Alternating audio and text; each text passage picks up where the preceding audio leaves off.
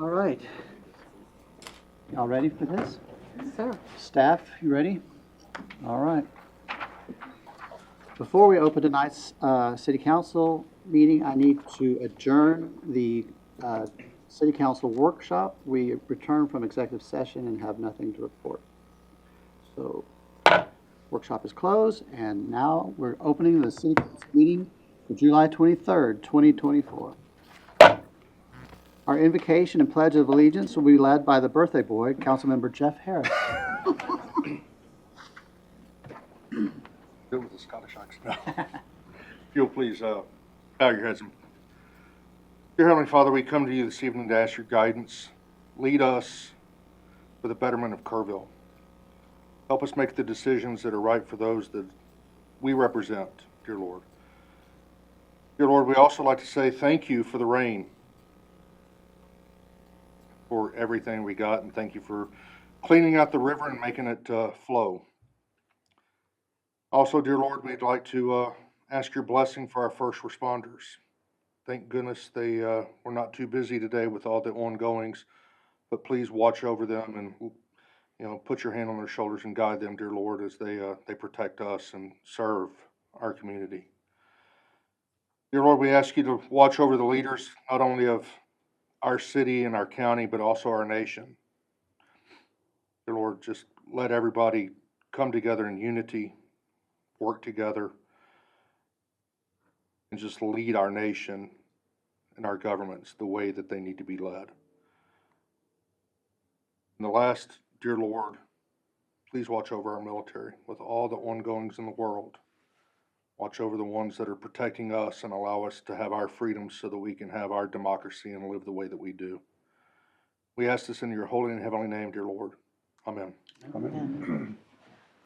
I pledge allegiance to the flag of the United States of America and to the republic for which it stands, one nation, under God, indivisible, with liberty and justice for all. Jeff? You may notice that we are attired slightly different from normal. We are dressed this way in honor of Councilmember Harris's birthday. We have announcements of community interest. Stuart. Thank you, Mayor, Council.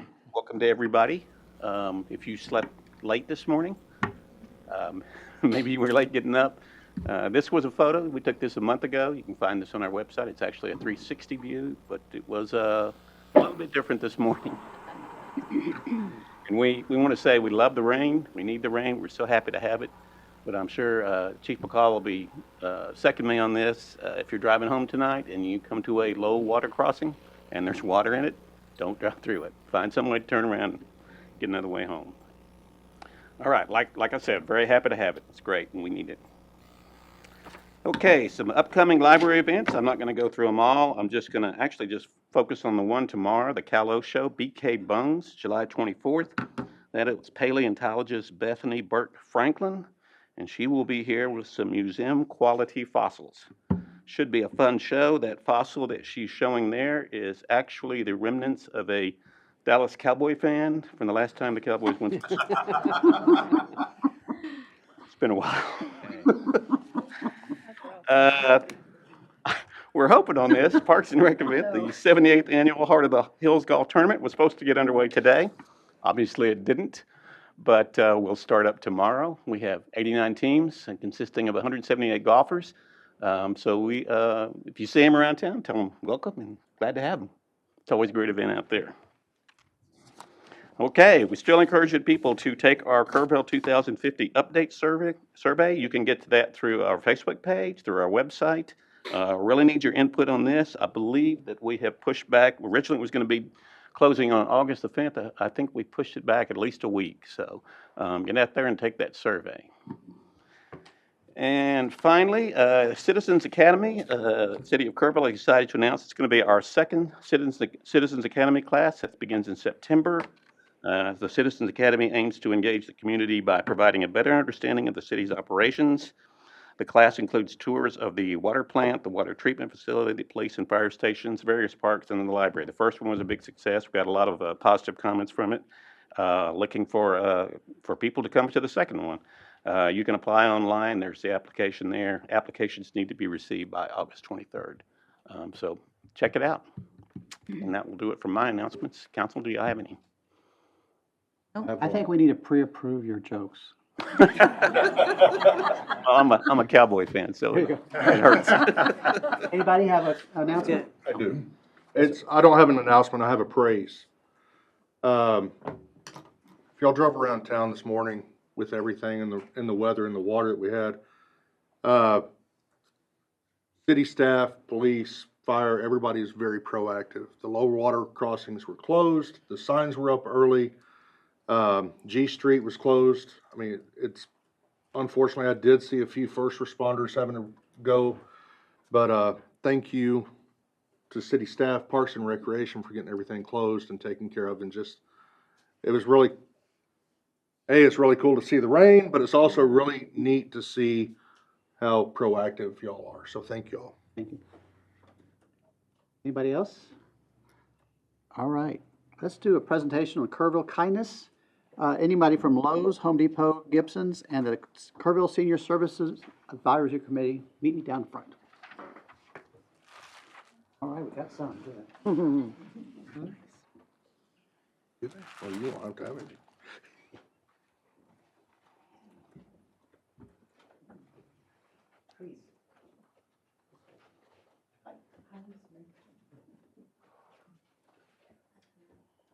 All right. Kerrville kindness is a new thing. They didn't do it back in the olden days when I was in government before. But I think it's an improvement. And I'm glad that we do this because it allows our community to say thank you. And so we're all getting we have a flood, Lord. What I'd like to do is, one among you, tell us what the idea was to distribute these fans and how it went. So who wants to tell the story? I'm happy to tell a story. Please do. I'm the city liaison with the Senior Services Advisory Committee, and these are 4 of our 9 members. And they typically do a community service project. And this year, we've done blanket drives in the past, and this year they decided that they wanted to do a fan drive. So one of our committee members, Mike Easer, who's not here, said, I will go out and try to get some donations. I'm going to start today. And I kept getting calls because I had other meetings. I kept getting calls saying, Mike's here with more fans. Mike's here with more fans. Mike's here with more fans. We ended up with 48 fans. Nice. And then we chose a day, a Friday, and the board chose a Friday, and we went to Louise Hayes Park, to the large pavilion, put out a press release, Facebook post, thanks to Stuart, and we gave all those away in 1 hour and 3 minutes. Wow. Nice. Oh, that's great. Thank you. All right, what I'd like to do is I would like to give you these. We're going to take a picture in a minute. But we'll go down the line and give us your name and tell us how long you've been with the advisory committee and something special about that group. All right, so let me give these out. Thank you. Thank you. I'll give you enough time to think of what you're going to say. Okay, the rest I'm out. All right, starting with you, ma'am. Hi, my name is Marilyn Sismich, and I've lived in Kerrville since the 70s. And now that I'm past the 70s and past the 70 age, I want still the thing to do to contribute to the community. So I retired from nursing and applied for this, and I'm at the end of my 2-year term. It's a 2-year turnover. And everything we've done has been great, and probably one of the most meaningful things we do is the dance for the seniors at the Diedert Center every Christmas time. Somebody else can tell about the dance.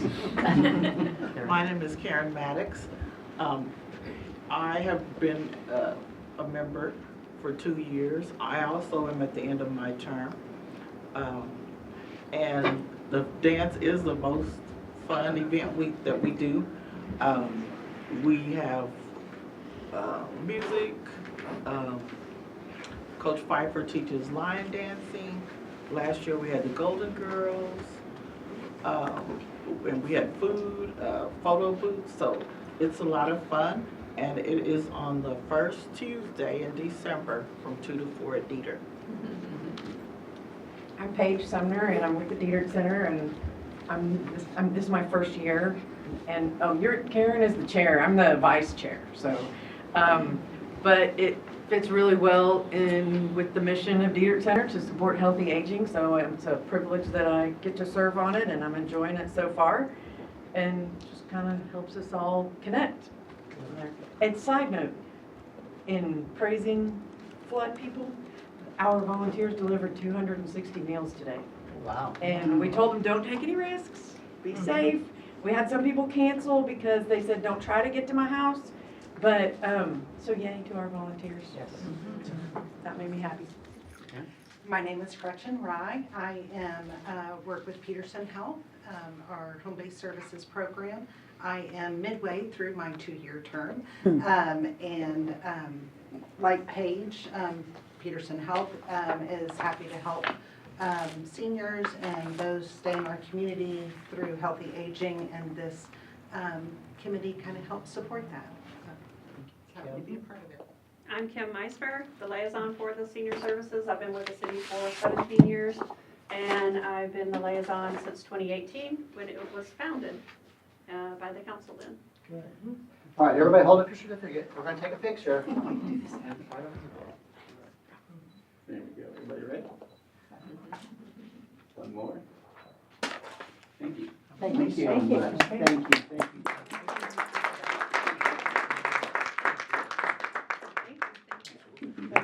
Thank you for doing that. And who's this Mike? Thank Thanks, good to see you. Good to see you. Take care. Paige, good to see you. Thank you. Take care. Okay. We have a presentation on the agenda. Is that going to happen tonight? Good. Oh, I see you. Please. In the nick of time. In the nick of time, we have Ed Holloway, President of the Kerrville Police Association, to give us a presentation.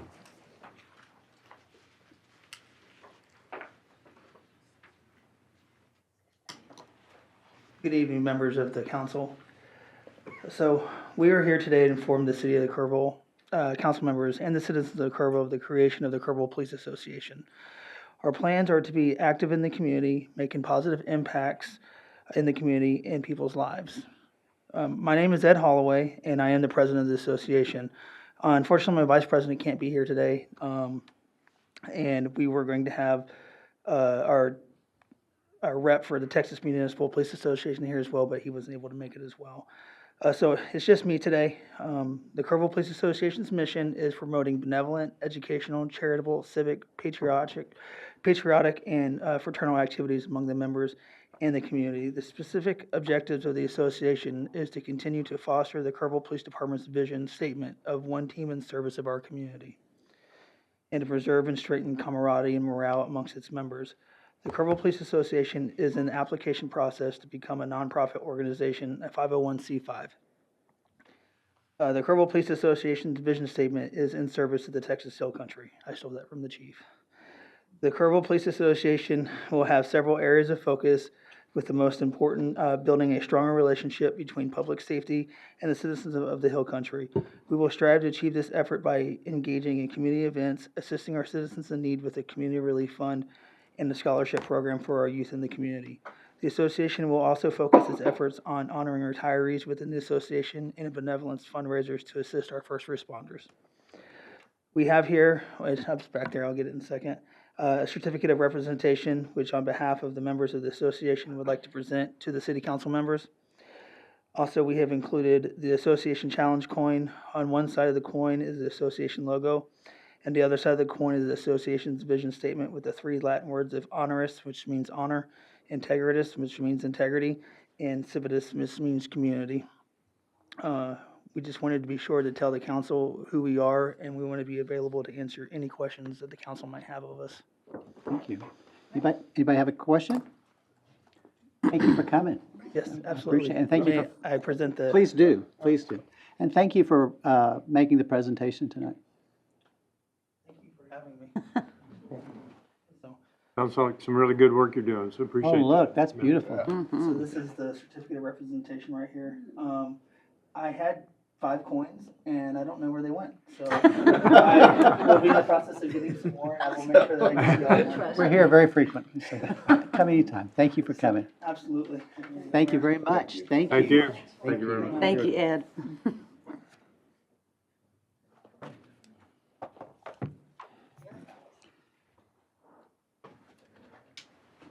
Thank you.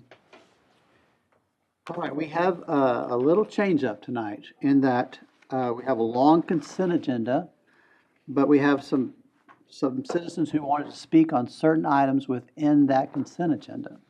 And so if it's okay with those citizen speakers, if those items that you wanted to speak on, could you just address us during the visitors forum? I don't know who signed up, but if you would just address that item during the citizens forum. All right. Shelley, anybody signed up? Yes, sir. We do have a citizen that did sign up for the Visitors Citizens Forum, and then I'll go ahead and add the others? two for the consent agenda also. Thank you. George Baruti. George Brody, 1616 Glen Road, and I did not take his coins. So it's appropriate that you're dealing with the consent agenda in that way because I actually am here to speak about that. Not the items, but the fact that in sort of the name of transparent government and also kind of doing what we're supposed to do, you're not supposed to have ordinances in a consent agenda because you're supposed to have 2 readings. And if you don't read them, then it's not a reading.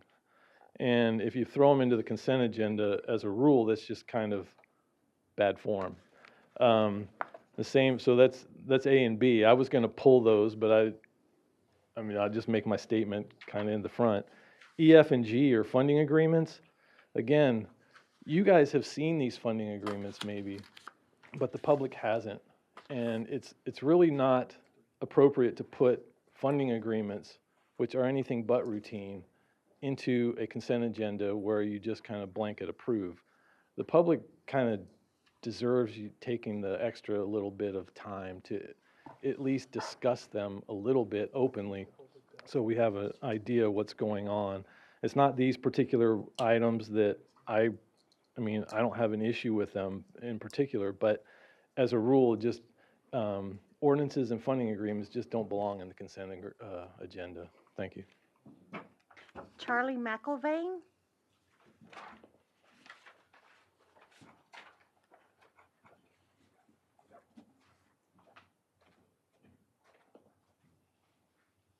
Evening, Mayor Herring and council members. Thanks for the opportunity to be here this evening. I am Charlie McIlvain, interim president and CEO of the Kerrville Chamber of Commerce, located at 1700 Sidney Baker. Tonight, I wanted to emphasize the economic importance of the Guadalupe River Center brings to Kerrville. This project will be good for business. It will have a positive impact directly or indirectly on every business in Kerrville. Everyone's aware of the economic impact that triathlon has on Kerrville. The River Center has the potential to generate numerous additional athletic events and activities for our community. Collegiate sailing clubs and Olympic training teams could potentially train in Kerrville during the winter months using our hotels and our restaurants.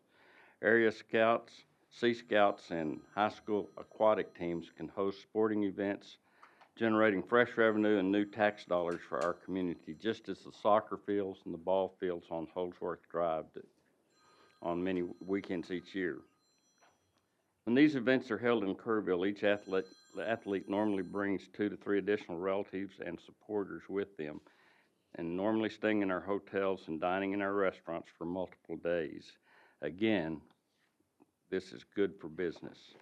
The Museum of Western Art provided another great example last Saturday evening with their Scott Christensen Quang Ho exhibit. The opening reception attracted several hundred patrons, including visitors from 16 states that stayed over the weekend here in Kerrville. The Granger McDonald Park, combined with the Guadalupe River Center, will create a regional destination with many unique projects for the Hill Country citizens, including sailing, youth camps, educational opportunities for STEM programs, vocational training, fitness programs, community outreach with special activities for veterans, cancer survivors, and physically disabled special needs for youth and adults. Our mission is aligned with the Kerrville 2050 plan and our collaborative relationship with UGRA. The infrastructure will be extremely important in creating access to Nimitz Lake and is vital for the programs planned through the River Center, including boardwalks, handicap accessible piers, oversized pedestrian crossways, ramps, potentially built by local contractors using building materials purchased locally. The good news is the Guadalupe River Center will be great for business. I urge each of you to continue to support this important project. Thanks for the opportunity to appear before you this evening. Thank you. Thanks, Charlie. Barry Rollman?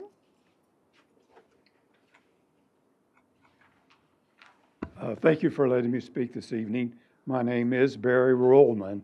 I am a citizen of Kerrville. I retired here from Austin in 2018, so I haven't been around that long. But my two sons went to Camp Tecumseh back in the 90s. So I'm personally very familiar with the Upper Guadalupe. I happen to be an ex-triathlete and a cyclist. So I've seen and been to most of the swimming holes, you know, between here, Flat Rock, and, you know, where the Guadalupe divides. You know, other speakers will probably speak on the benefits of this project, which I call the Upper Guadalupe River Center. I know it's part of McDonald Park, but I would like to talk about how I think this project would improve and help and protect the river. You know, I'm from Austin. I lived there for 30 years. I saw what happened to the Colorado.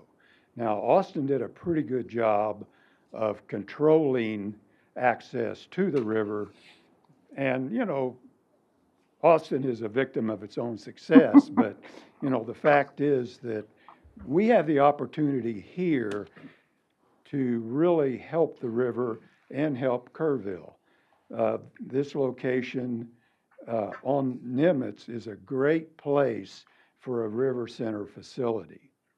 You know, I mean, I've done a lot of swimming at a lot of swimming holes, just the public ones. But, you know, the fact is that that's good water. It's a good place for a river center, you know, sailing, kayaking, swimming. And I think if we do take the opportunity to control access and give people, you know, give folks a good place to use the river, that they will. And I'm not saying it would take it from other places, but that might not be a bad idea. You know, if we do a good job of controlling access here, it really will help the river, and it really will help Kerrville. Now, I'm not sure where the previous gentleman was talking about, you know, not really knowing that much about the River Center as, you know, a project. Everybody I know is familiar, and, you know, I can sit here and say that everybody I know is for it as well, but I really believe that. And, you know, I think that if you will approve this project and the profit sharing, you'll really appreciate the long-term impact of protecting the river. Thank you. Thank you. That is the end of the citizen speakers. Good. I want to make clear about the consent agenda. I am one of the people who's responsible for assembling this agenda. And we have ordinances on here on second reading. They're only going to be on the consent agenda if they pass unanimously on the first reading, and they will be read into the record. Secondly, on the funding agreements, I'm not completely sure, but I think the city council requested funds from the EIC. The EIC had a public hearing, and then it's come back to us for approval. So this will be the third or fourth time these agreements have been before the public. And so having them on a consent agenda isn't any attempt to hide any transparency. I mean, we want to be transparent. But these items have been discussed and discussed and discussed. And what would happen is I would ask them to be read in, the staff would set up, I say, do you have any questions? We don't have any questions, and it goes off. If we put it on the consent agenda, maybe it's just a little bit more efficient. However, any council member can pull any item on the consent agenda. And what probably will happen in practice is a citizen will talk to one of us and say, I would like this pulled. And it'll likely be pulled for the whole calling it back and forth. So this is just an attempt at efficiency. And if that is a problem for people, you can blame me. I like efficient meetings.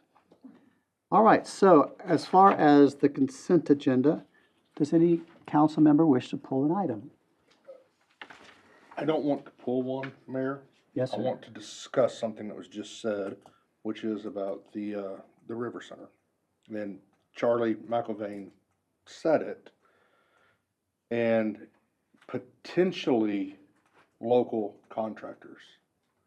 If at all possible, I would like local contractors to have the opportunity to bid to do it, so we can do a RFP for local contractors. We don't need to bring somebody in. We need to, it's a Kerrville project. We need local contractors to do it for us. So keep the money here and keep it with our contractors. So to read those items in that require being read into the record, we turn now to Shelley. Yes, sir. 4A, ordinance number 2024-17, second reading. An ordinance annexing 2 tracts of land into corporate limits of the city of Kerrville, Texas. One property consisting of approximately 2.02 acres, generally located adjacent to and along State Highway 27 as it intersects with Peterson Farm Road. And the other property consisting of approximately 7.10 acres, located adjacent to and along State Highway 27 and between the roadway and Peterson Farm Road. Such properties more specifically described in this ordinance, adopting a service agreement establishing the zoning for the annexed properties as an industrial and manufacturing IM zoning district, and providing other matters related to the subject. 4B, ordinance number 2024-18, second reading, an ordinance amending Chapter 60 of the Code of Ordinances, City of Kerrville, Texas, otherwise known as the City Zoning Code, by changing the zoning of the properties known as 575 and 601 Peterson Farm Road from an airport zoning district to an industrial and manufacturing zoning district, providing other matters relating to the subject. 4C, Resolution number 30-2024, a resolution authorizing the transfer of the ownership of funds from the City of Kerrville to the City of Kerrville Employee Benefit Trust to pay for employee-related group benefits for fiscal year 2025. 4D, Resolution number 32-2024, a resolution designating certain officials as being responsible for and authorized to act on behalf of the city in dealing with the Texas Parks and Wildlife Department for the purpose of participating in the local park grant program. 4E, funding agreement between the City of Kerrville, Texas Economic Improvement Corporation and the City of Kerrville, Texas for improvements made to the Heart of the Hills Heritage Center in an amount not to exceed $2 million. 4F, project funding agreement between the City of Kerrville, Texas.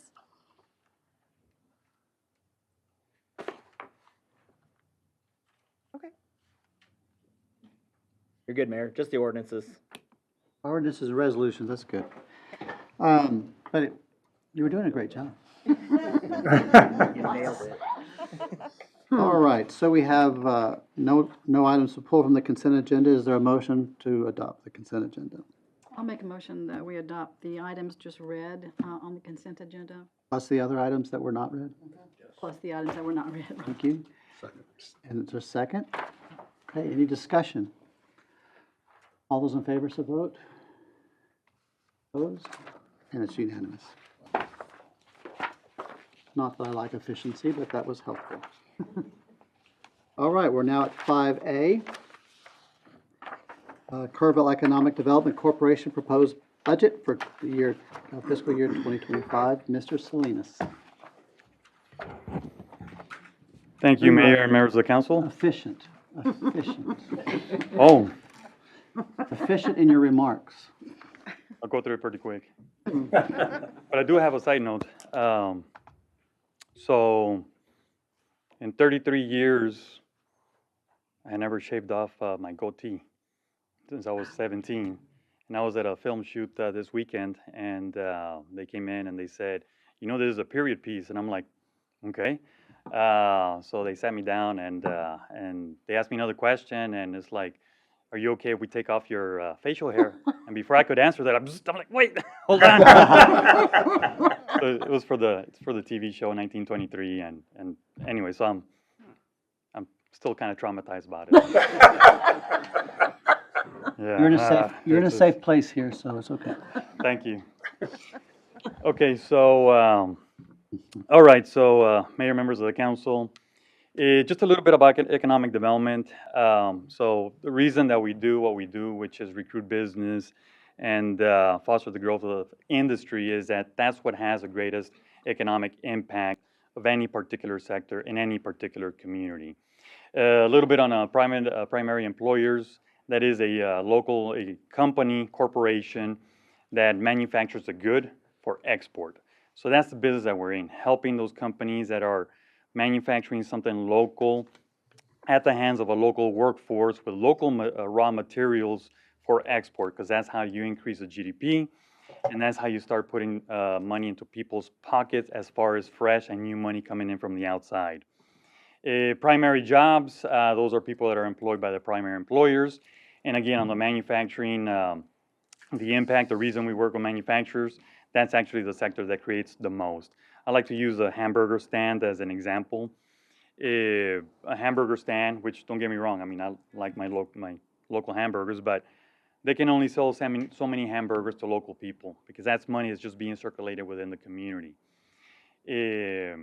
Working with let's say James Avery, helping them expand, or a Fox Tank, all plastics, or the recruitment of a Mega Crete or a Killdeer, they're manufacturing something for export. So that's somebody's paying from the outside for that to get manufactured locally. So that's money that's coming in. Mm-hmm. That money comes into the community's pockets by way of the employees, local suppliers, and what have you. And especially with the employees, once they have that money that's coming in from the outside, then that creates disposable income. And that's the disposable income that drives local small businesses. So it's kind of like a pyramid effect. I won't say scheme, but effect as far as the impact that it has. Okay, so now looking at our metrics, these are board approved. They approve them every year. So on the business retention expansion, again, is local visits to local industry. We are at 58 year to date. Our metric is to be at least at 30, so that's for local industry. On the branding and marketing side, social media, we're at 54. We should be at about 1 a week engagement. I'm not a social media person. I'm not on Twitter and all that stuff, but that's what that means. Articles on the state and national side, we strive to have at least 1 article printed or a news segment nationally per month. We're at 30 already, and the bulk of that was because of Mega Crete. On the speaking engagements, again, state or national level podcast, we're at 11. And Katie's done a fantastic job with that. Actually, most of those are hers. Industry roundtables, we're at 2 so far. A couple of weeks we'll have our third one. Goals to have 4. On the entrepreneurial side is having at least 5 sessions to help local entrepreneurs with a seminar workshop. We're at 5. Our goal is to be at 6. Corporate recruitment. So the bulk of what we do is that. So we are at 21 qualified leads year to date. The goal is to be at least at 24. And we do have 3 active projects out of that. Our goal is to be to host at least a prospect on a quarterly basis. We are at 5 already. And stakeholder communication, at least have 4 of those 5 engagements. We are at 4 already. Okay, so now getting into where I like to say where the rubber meets the pavement. That's the return on investment of the KEDC. Okay, so I'm going to use 5 years because that's how long I've been here. Actually, I'm going on 6 years almost. We have successfully recruited 6 new companies that not exist in Kerrville before then. And we got to those by way of 3,700 leads. So in economic development, the average is about 500 leads. It takes about 500 leads to land one deal. And yeah, it's pretty intensive. It's a lot of work to get there. It's just a lot of communication with a lot of companies. And on the direct jobs, we are at 1,300 new direct jobs that we've helped create over the last 5 years. And again, this is over a span of 10 years, so it's not like it's 1,300 jobs at one time. And then the indirect and induced jobs, we're looking at about 2,100 jobs that are created as a result of those. So what that means is a Killdeer creates, X amount of jobs, 400 jobs. That means, a local supplier is going to have an uptick in activity, so they're going to create another 2-3 jobs. You'll have your Hobby Lobby or your Arts and Craft or Office Depot or some of the local companies also seeing an uptick, so they might not know where it's coming from. They're like, well, we need to add some more staff. And then it trickles down to some of your local small businesses where they have to increase as well. Those are the indirect and induced jobs as a result of the 6 new companies and the direct jobs. So that equates to $74 million in capital investment that did not exist in this community before then. And that's taxable, for the most part, taxable investment. We utilized, well, we use a lot of people. The bulk of that is EIC, actually. $3.4 million in local incentives to recruit these 6 new companies and the $74 million in capital investment. And I would like to say that most communities, at least in the state of Texas, will utilize between 40 to 60% or leverage 40 to 60% of their incentives from state incentives. And we came up with $3.2 million in state incentives, which is almost a 100% match because we needed it. I mean, at the level that we're operating and recruiting companies, when we're competing with the San Antonios and what have you, we needed the state to come in and help us with those incentives. So the total cost over 5 years is a $2.23 million budget. And further breaking it down, that's $371,600 per new project or company that was recruited by the KEDC in the last 5 years. That's $600 per new lead. So if you're in sales, you'll be pretty familiar with that number, which is a pretty good number actually. And then that's $1,700 for every new direct job that was created, which means a Killdeer comes in and they employ a person for minimum of, within the first 2 weeks, they've already put that money in that person's pocket. So that return is very, very quick once that operation is up and running. And that doesn't include, the taxes on equipment, property taxes, so on and so forth. And what I like to call our Lombardi Trophy case, we've got both Killdeer and Megacrete. And what I like about Killdeer is that they've already said here in the next year or so, because of the work that they have here, this is going to become their Texas headquarters, which means they're going to be growing. And then Megacrete, I mean, they pretty much said it. This is going to be the headquarters for this new company, their North American headquarters. So you couple that with, James Avery, they're headquartered here. Mooney, they continue to operate out of here, and whenever you mention Kerrville at the national level, Mooney comes as top of mind awareness. So they're headquartered here. HEB Foundation, they're headquartered here as well. So now we're in a position where you can really start, spreading your wings as far as taking this community to a whole different level, where we can now start saying, well, we're a destination for headquarters. Let me tell you about what we have going on. And that really sets us apart from all the other communities in the Hill Country. And then we do have, I mentioned this at the last EIC meeting and board meeting, we do have a new international prospect. And again, it's one of those game-changing projects. Totally different sector from the previous two. Don't ask me how it happened. It's just it feathered into our, we need to take credit for that. Yeah, we worked really hard to recruit that one. Not yet, but it's looking very good. So, and the potential for another headquarters is there as well with this international company. Okay, so just looking at the budget here in the last 5 years, So 21, we had 2 years of budget cuts, voluntary budget cuts of 20% because of COVID. We just didn't know what was going to happen at the time. And then the next 2 years, we're at 500,000, which is where we're supposed to be at as far as our budget. And then last year, a year ago, we were asking for a 10% increase, so for $550,000 combined with the 4 stakeholders. And that was really just to help us with the 2 to 3 years of huge inflation costs. We saw it, we felt it as far as everything that we're doing. And this year we're coming in with a flat budget, the same ask as last year, which is 550. That is 343,750 from EIC, which was approved a couple of weeks ago. 68,750 from the city of Kerrville. The same from the county. Their indications is that it should be fine. It's within their budget parameters, and it's going through the process. And KPUB approved theirs last month. Mayor, thank you for your kind words there at the meeting. Much appreciated. So we're here for that ask of 550,000. And as far as the budget, what we did do this year in March or April, we moved some money around. We took some funds from our sponsored events because that's something that we're not gonna. We found out they were a little too expensive and the return was not there.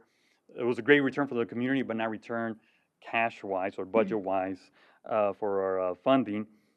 So we moved some of that money to contract services and marketing, specifically on the contract side to help Katie and myself with the workload that we had, especially coming off of Killdeer and then going into Megacrete.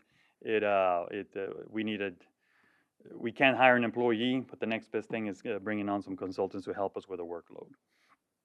So I'm happy to answer any questions you might have about the budget. Council, have you reviewed the budget? Do you have any questions for Mr. Salinas? I do.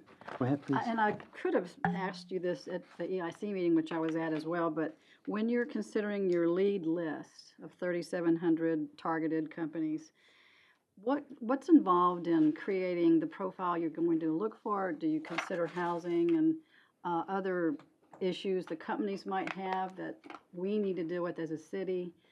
I'm just curious how I'm sure that's probably not a short answer, but if you could make it one. Okay, so we go after companies that will employ less than 100 people. And that's been for, after Killdeer, we said, okay, we need to scale it down because we just can't, we have workforce challenges and we're still addressing those. And then, so that means it's advanced manufacturing and tech. And sure enough, that's how Megacrete came up, which is less than 100, it's 60 employees, and they are an advanced manufacturer. The other project that we have is capital intensive, low employee count, and that one's actually in tech as well. So that's the criteria that we use to develop those lists, and then we start whittling them down. Your question? That answered my question. Any Thank other you. questions for Mr. Salinas?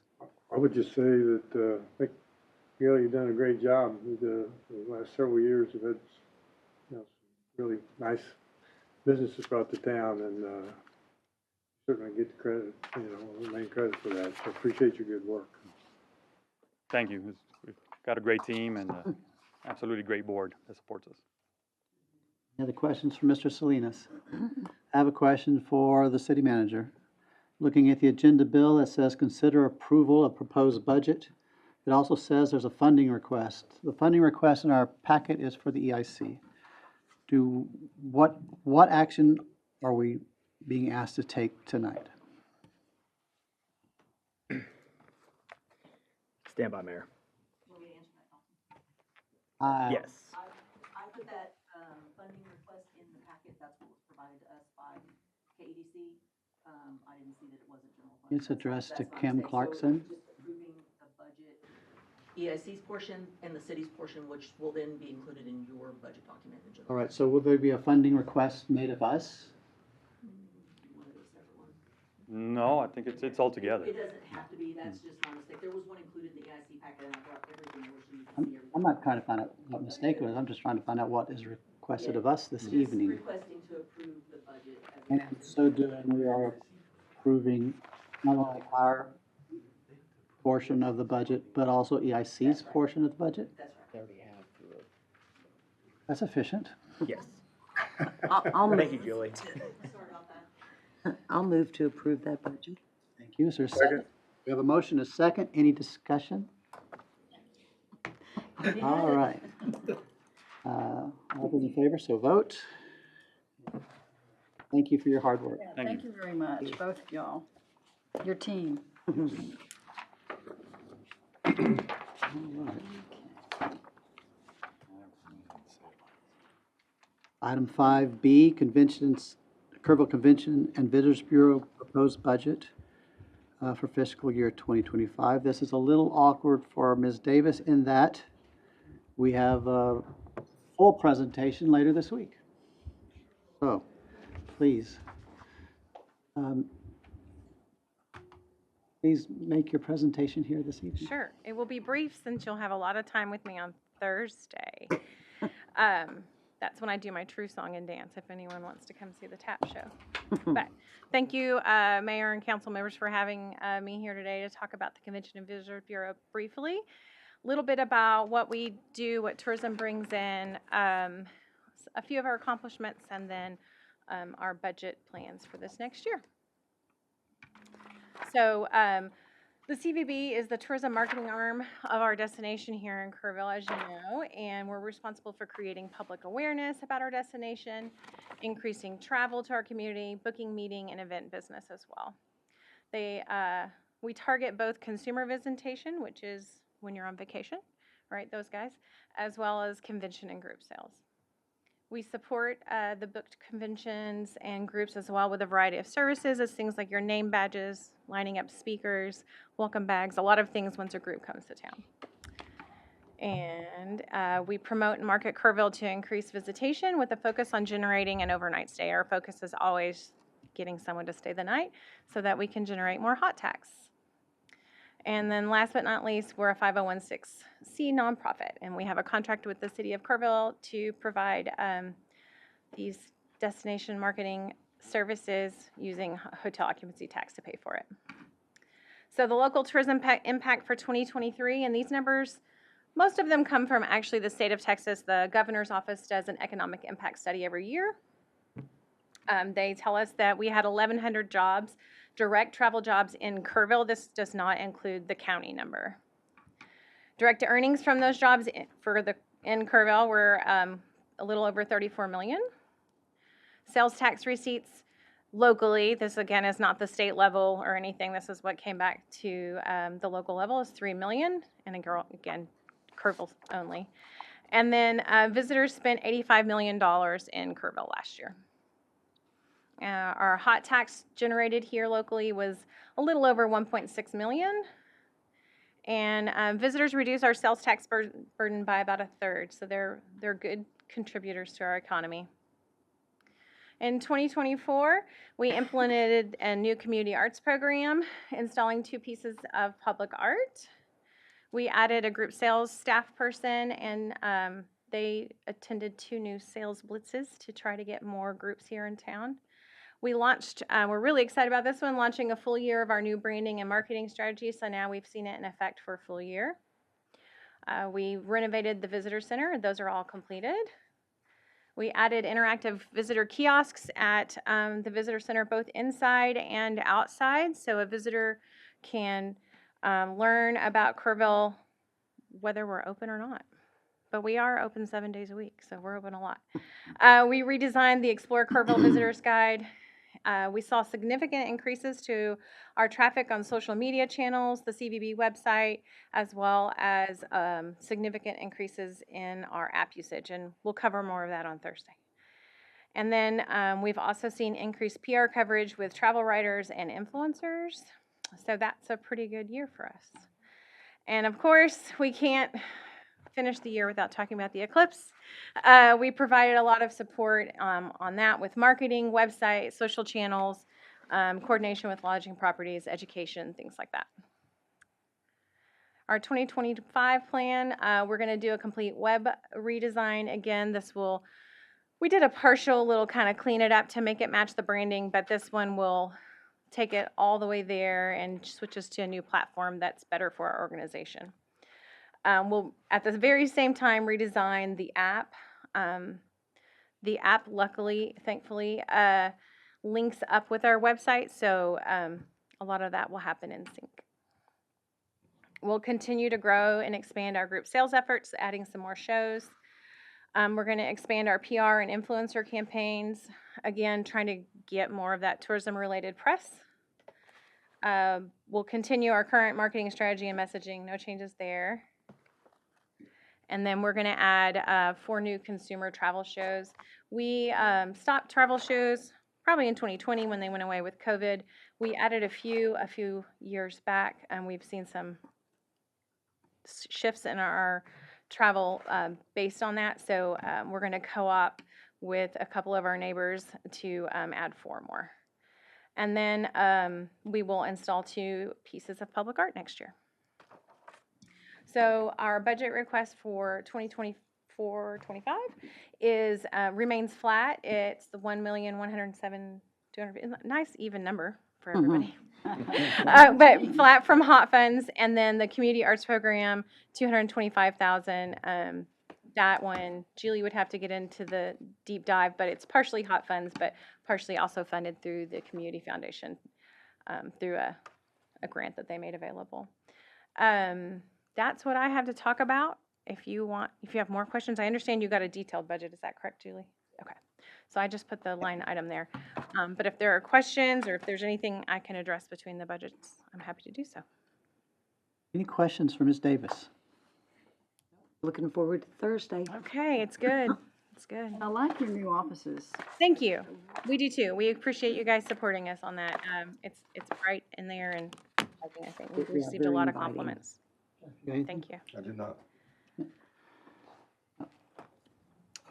I'll entertain a motion to approve the proposed budget. Second.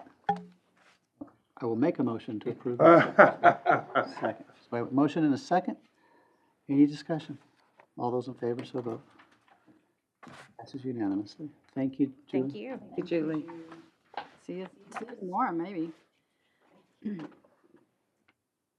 Item 5C, Kerrville-Kerr County Joint Airport Board. Proposed budget, Mr. Hornis. Mr. Mayor, members of council, thank you for taking the time tonight. This will be short and sweet. So the airport, as many of you know, is going through a transition right now. So Mary Brewer has retired and had a nice little send-off for her last Friday. And so they are kind of working through all those things. And so the board's doing double duty along with Crystal Genoa, who's there. She's the admin over there. So we'll do this really quickly. Part of the interlocal agreement that is out there for both us and the county is that the airport board has to submit and receive approval for both their operating and capital budgets by both the city and the county. So just to start with the end in mind, we're gonna, the ask for today is they're asking for $0 for their operating budget. $20,555 total for their capital funds requests, and we'll get into what that is. And then they have, same as we have, a CIP budget. So if you remember last year, for those of you that were here, the city funded $350,000 for potential land purchase. Like our capital projects, these things go through more than one fiscal year iteration. And so between that and one other project for the fire protection studies that they have $370,000 in CIP money they would like to roll over into next budget year. So their operating revenue estimates, I just put these in here. You have copies of their detailed budgets, but they're projected at $635,000 in revenue between lease and rental income and fuel sales. And then between salaries and benefits, supplies, maintenance, insurance, reserves, terminal expenses, they have got a balanced budget proposed at the same dollar amount there. That capital funding request that they have for that $20,555 is $15,000 each, from 15 from us, 15 from the county, to do updates to the 1815 hangar, so doing sheet metal repairs and work on their gutters. And then we have the annual ramp grant, which used to be a significantly bigger portion but TxDOT took over a larger share of that amount, and so between us and the county, it's a weird number, but our portion is $5,555 for a total ask of $20,555 for the capital budget. They have future capital requests, and those are listed in there in the budgets in the packet. Some of those range from the 90-10, nothing for approvals tonight, and they go all the way down to 0 to 100 coverage. And the best way I've explained this to folks is anything that really has to do with safety, air safety, right? You're landing the plane, you're securing the airport, the runways, the lighting, the fencing, land purchases, things like that for operations. Those can be part of that federal and state grants, and those come in forms of 90-10 grants or 50-50. And then the buildings, that's the airport property. That's our, it's us. I mean, it's all our property, but as far as funding mechanism, the state and the feds don't typically get into that as much. They do more of the, want to do a runway expansion, they're going to help you out with that. You want to repave it, make sure it's safe for folks to land on it, they help with that. So I just wanted to kind of go over that briefly. Our recommendation is approve the airport's operating budget, and if so inclined, those two projects for their capital budget for $20,555. Any questions for Mr. Hornis? As we make the motion, could you put the previous slide up again? Because that's not in our packet.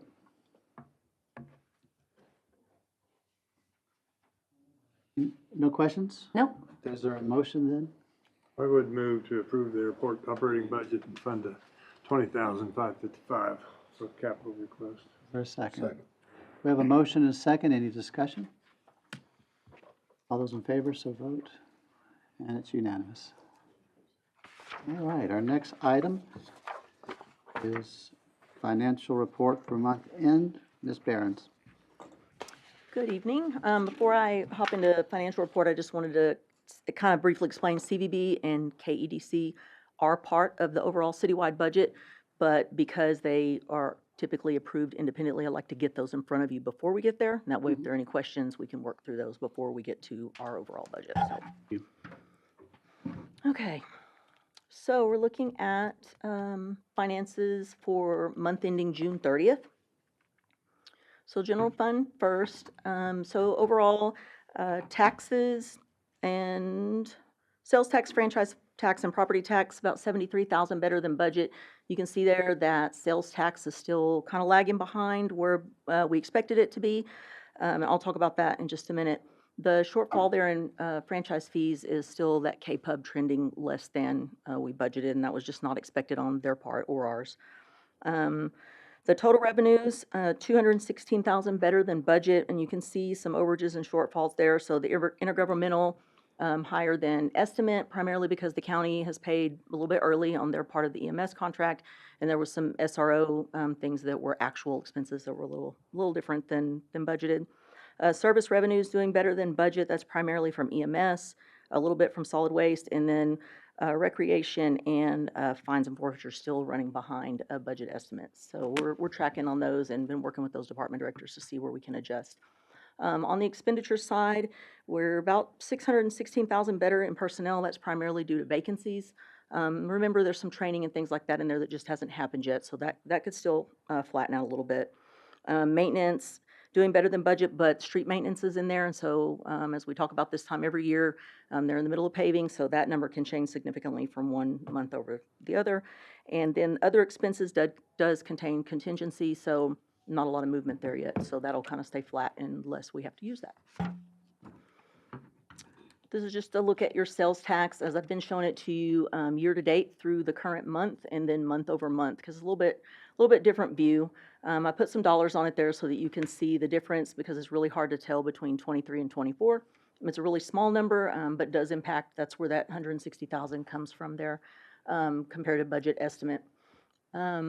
So the graph on the left is year over year, and then the graph on the bottom is month over month for multiple years. And it's kind of hard to really analyze month over month from one year to the next, because, for example, June was up, but we had someone who paid early, and then July is down because that taxpayer did not pay in July. So we really look at kind of a 12-month rolling average, and these trends right here really help us a lot. Okay, water fund, kind of same story that we talked about last month, and I brought a little bit different information. So I brought 23 in here so that you could just kind of see what exactly happened year-to-date in 23. So water sales themselves, 534,000 worse than budget estimate, and we know why that is. Just water conservation stages are really impacting that during the heavy watering months. But you can also see the 6.6% change from last year. And so we really should be 6% up from last year at this point, just based on the rate changes and things that were implemented last year. And so we've talked about a little bit of structural change maybe going into 25, looking at just the future there. On the sewer, I think this really supports what we've kind of said, as that sewer is pretty stable. Because of those residential sewer averages, we know what the revenue is coming in, so we can budget on those a little bit better. Expenses, really better than budget at this point. Personnel, that is due to vacancies, but again, they have about a quarter of the employees in the water fund that in the general fund. So that you're not going to see the dollar impact there from that. And then on the maintenance, I wanted to point out, it shows $400,000 better than budget, but we did pay for the GAC filters in July. So you'll see that reduced by $200,000 at least there for when we come back for you in July. Then we did this just so you can see. So in June of 24, consumption was, so this is going to be bills for July.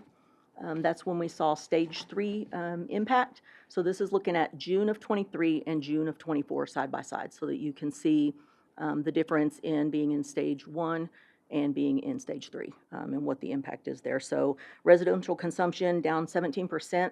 There are a lot of people who irrigate on a residential meter, which is why we have sewer averaging, because they're not watering during that period of time, so it's not going into the wastewater collection system there.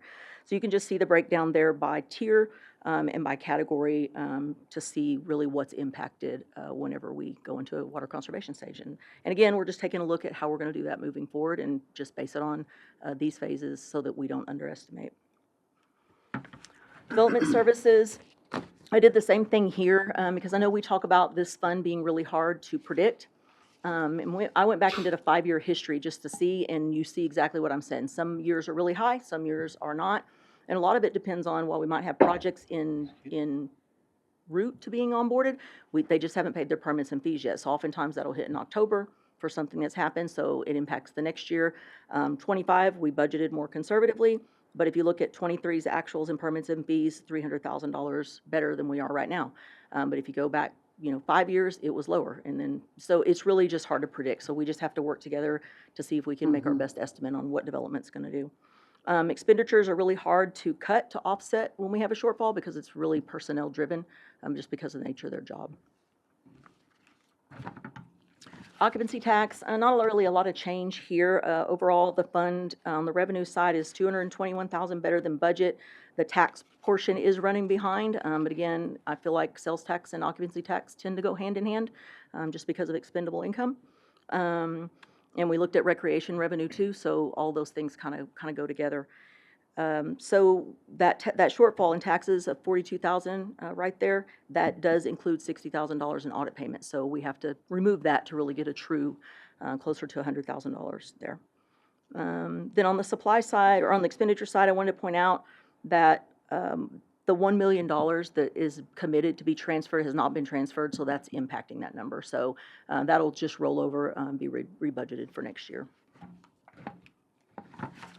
And then just updating your schedule of activities, things that you can really look forward to. We're hoping that by Thursday, the end of the day, we will have a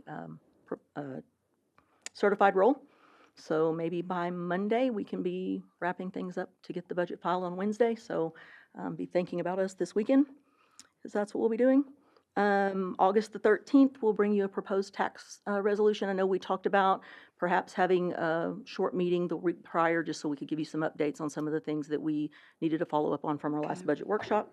And then kicking off audit. So we'll start that the week that we do the second reading of the budget. So looking forward to that. So anyone have any questions on June's finances or anything else? Questions? I know this is your busy time of year. Thank you for all you do Yep, for you're our welcome. community. Any other questions? No. Thank you, Ms. Burns. Thank you. 7A, reappointment to the Kerr 9/11 Emergency Board of Directors. Chief?